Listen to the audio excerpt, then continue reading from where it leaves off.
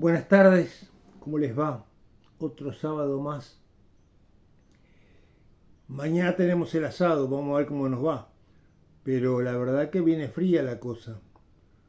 Vamos a ver lo que nos espera, porque supuestamente estamos en otoño, estos fríos.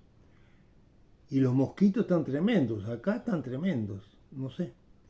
Vamos a ver.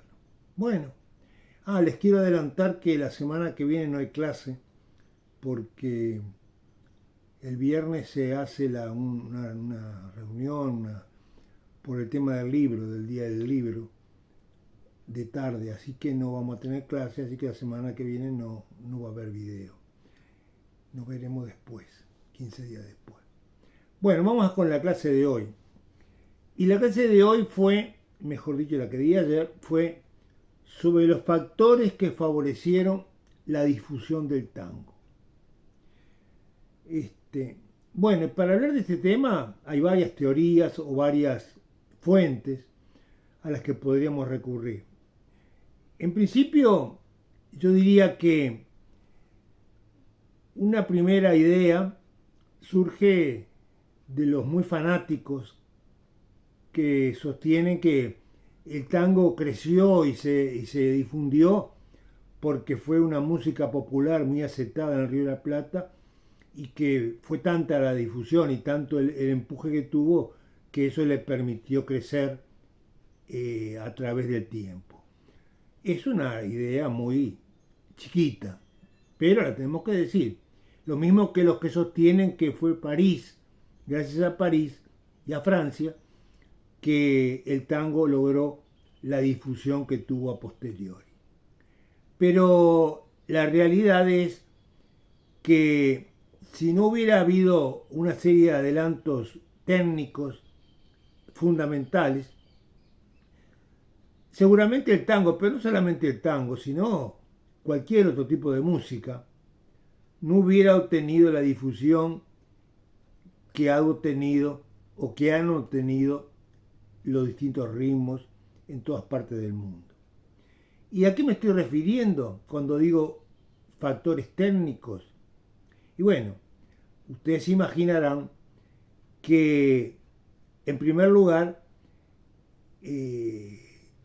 la grabación, o sea, cuando los tangos dejan de ser solamente en vivo, en directo, y sino que pasan a ser grabados. Pero las primeras grabaciones son muy primitivas. Los famosos fonógrafos, que eran rollos de cera en los cuales se grababan las partituras y después mediante un mecanismo muy complicado de asunto, pero mediante un mecanismo de manivela se iba logrando sacar sonido que era muy elemental. Eso, pero como todos los inventos, el invento del fonógrafo de Edison, ustedes lo han escuchado hablar de Edison porque no solamente ha tenido que ver con con el fonógrafo, sino también con otros aparatos relativos a la electricidad. El fonógrafo por sí empieza a evolucionar y terminamos ya en el disco de pasta, que es un principio ya más avanzado. Las famosas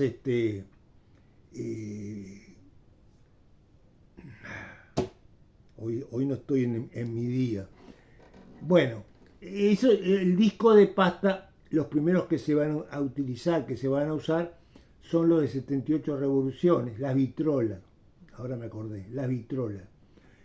Que en todas las casas, yo me acuerdo que en lo de mi abuelo, había una vitrola que no funcionaba a manija, que era una vitrola como esas que se ven en los documentales y que muchos la habrán visto, los veteranos la habrán visto, que funcionaban a púa y que, bueno, y que había la posibilidad de escuchar discos, no solamente de tango, de cualquier otro menester, pero como estamos hablando del tango, vamos a hablar del tango.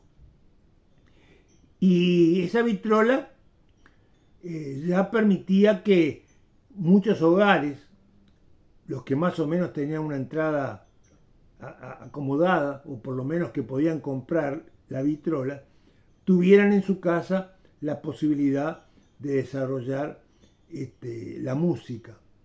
Cosa muy interesante, muy novedosa. No se olviden ustedes que estamos hablando de los primeros tiempos, de las primeras décadas del siglo. O sea que todo lo que nosotros hoy día nos resulta hasta risueño, en aquella época eran todas novedades y seguramente tener una vitrola en la casa era como una forma de conjuntar a la familia. Yo me acuerdo que nos juntábamos en la casa de mi abuelo, toda la familia, un grupo de hijos, nietos, y disfrutábamos de la vitrola, porque era lo que había. Y bueno, ese fue entonces uno de los temas o una de las formas que el tango aprovechó para lograr difundirse. Después, ya con el correr del tiempo, aparece la radio. Y la radio sí, ya alcanza un nivel mayor, porque la radio no solamente va a entrar en los hogares, sino que va a permitir conocer noticias, conocer el mundo, o sea, que la radio va a ser otro aspecto clave para todo esto de la difusión. Cuando digo la difusión en general, del tango por supuesto, pero en general. Y entonces ven cómo van apareciendo de a poco aspectos que van permitiendo que el tango como tal logre un avance, logre un desarrollo y se empiece a conocer, ya no solamente a nivel del Río de la Plata, que ya comience a tener difusión a nivel más global. Y bueno, con todo esto, cuando hablamos de las radios, tenemos que hablar de las fonoplateas. Y como me estoy dirigiendo a gente veterana, saben de qué estoy hablando. En la Argentina era muy famosa las fonoplateas de Radio Belgrano, Radio Excelsior, Radio Gran Splendid, o sea, y en nuestro país fundamentalmente El Espectador y Radio Carve tenían fonoplatea. Bueno, fonoplatea es lo que dice la palabra, o sea, un lugar tipo teatro donde iban las orquestas completas, no 2 o 3 músicos. Venían al Uruguay, venían las orquestas completas y tocaban en la fonoplatea. Por la fonoplatea de Radio Carve y de Radio El Espectador pasaron Troilo, pasaron los Pugliese, pasaron todos, los D'Arienzo, los Alberto Castillo, todos pasaron por las fonoplateas. Se dan cuenta cómo de a poco va creciendo el nivel y las posibilidades que tiene el tango para difundirse.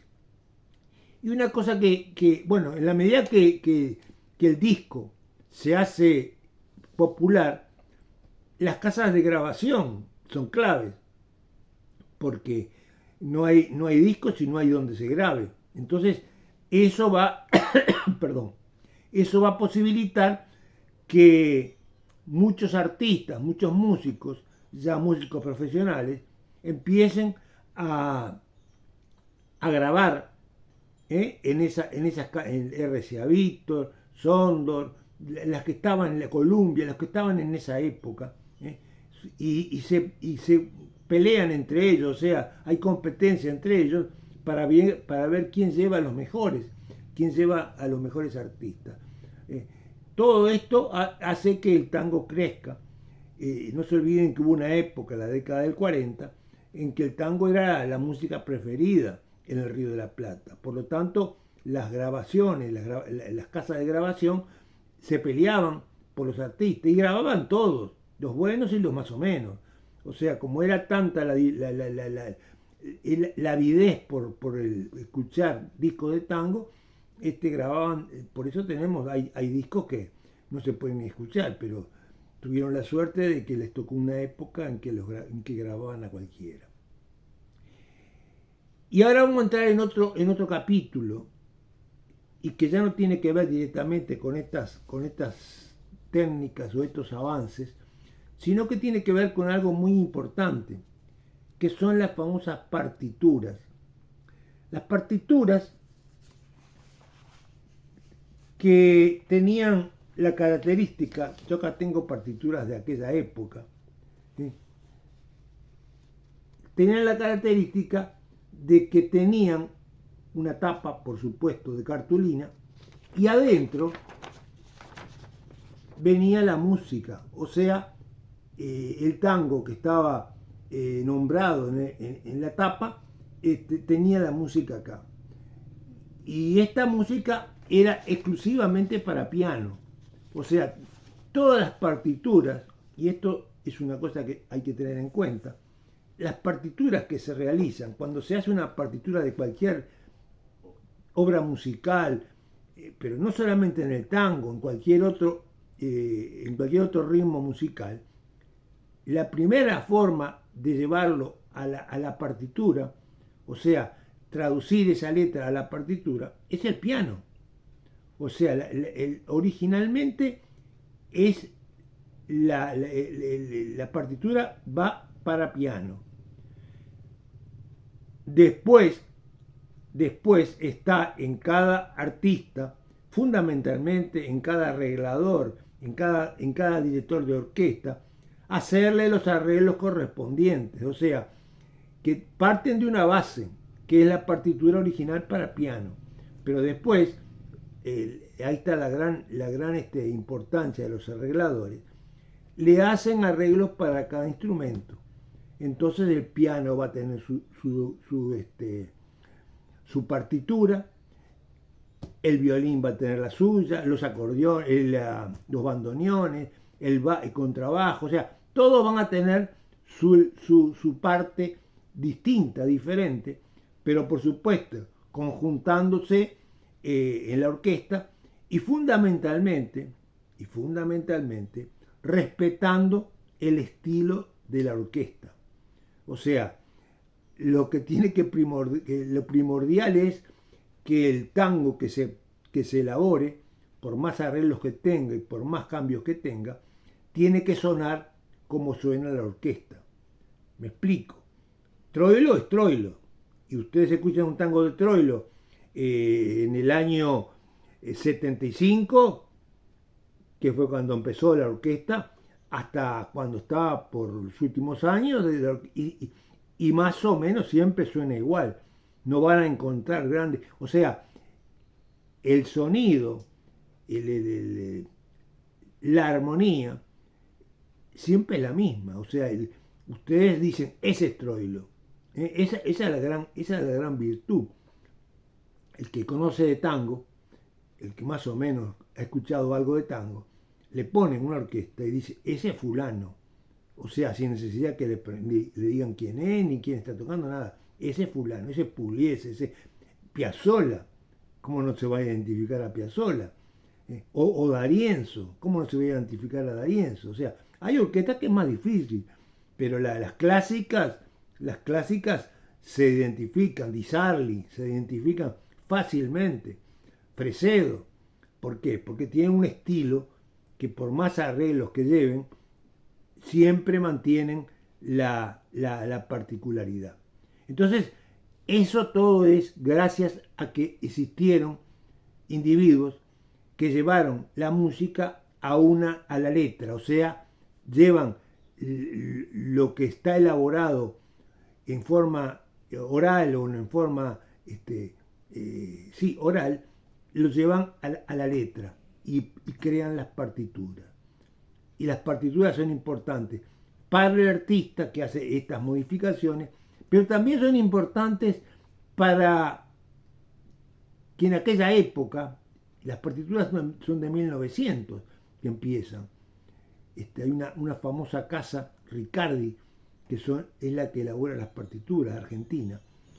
Y es importante, ¿por qué? Porque en todas las casas Y esto era tanto en la Argentina como en el Uruguay. Y en todas las casas más o menos acomodadas había un piano, porque era el instrumento que se tocaba. O sea, a uno de chico lo mandaban a estudiar piano, no, ni la guitarra ni nada, ni la otra cosa, el piano era. Bueno, en todos lados había un piano. Y la muchacha de la casa, la madre o quien fuera, alguien tocaba el piano. Bueno, la partitura le va a dar la posibilidad de entrar a todas las casas. ¿Mm? De entrar a todas las casas. Eh, bueno, por aquí quedamos y ahora seguimos.